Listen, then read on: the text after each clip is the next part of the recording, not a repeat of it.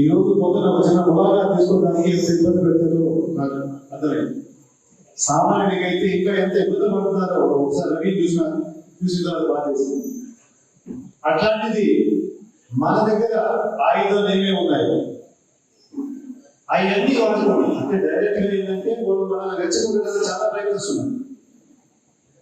ప్రతి ఊళ్ళో రకరకాల వచ్చి రెచ్చగొట్టి మామూలుగా చేయితే మాత్రం వాళ్ళ మీద కేసులు పెట్టడం, వాళ్ళని ఇమీడియట్ గా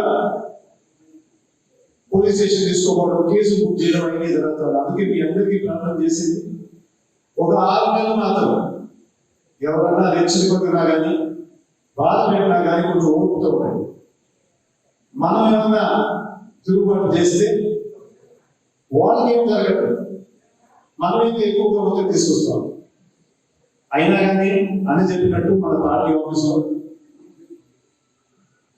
ఒక లాయర్ అయితే ఎదుర్కొంది. 20 సంవత్సరాలు ప్రయాణం చేశాము. ఇంకో 40 సంవత్సరాలు కూడా ఏ విధంగా ముందుకు తీసుకోవాలనేది ఆలోచన చేసి ఈ ఎలక్షన్ లో మీరందరూ గమనించండి ఆత్మను ఏ విధంగా ముందుకు తీసుకోవాలని ఆలోచన చేస్తున్నాం. టీడీపీ చెప్పేది మన ఈ మా వల్ల ఏమైనా సాయం కావాలంటే కూడా మనకేంటంటే ముఖ్యం ఆత్మకూరు ముందుకు పోవాలి.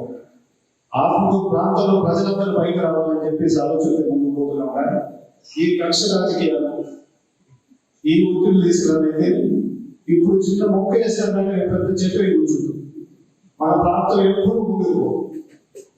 ఈ 10 సంవత్సరాలు ప్రభుత్వం ఉన్నప్పటి నుంచి మీరందరూ గమనించుంటారు. ఆయన ఎలక్షన్ టైంలో కూడా ఆయన మీద దాడి జరిగింది, చేతుల్లో దాడి జరిగింది. మంత్రి అయిన తర్వాత 1 నిమిషం టైం పడుతుంది దాని మీద ఏమన్నా చర్యలు తీసుకోవాలి.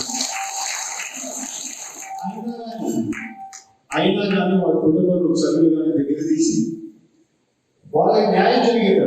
ఎక్కడన్నా ఇబ్బంది జరిగితే మాత్రం మనోళ్ళున్నా కానీ వాళ్ళకి ఏమైనా అన్యాయం జరుగుతుందో చూసేటట్టు ఆలోచనతో పోయాం. ఏంటంటే ఈ వ్యవస్థ ఆత్మకూరులో మంచి వ్యవస్థ ఉండాలి, మనుషులందరూ బాగా చదువుకోవాలి ఉండాలి, ఇద్దరి మధ్య కొట్టుకోవడాలు తగ్గించుకోవాలని చెప్పేసి ఒకసారి ఎమ్మెల్యే అయిన తర్వాత అందరికీ ఎమ్మెల్యే అవుతారు కాబట్టి అది గుర్తుపెట్టుకొని ముందుకు పోవాలని చెప్పి ఆలోచన తీసుకుంటాం. మీ మధ్యలోనే ఉంటాం, ఎవరైనా కానీ అందరూ కలిసి చేస్తాం. ఎక్కడన్నా ఇబ్బంది వస్తే కానీ సహించమని చెప్పేసి మీ అందరికీ మళ్ళీ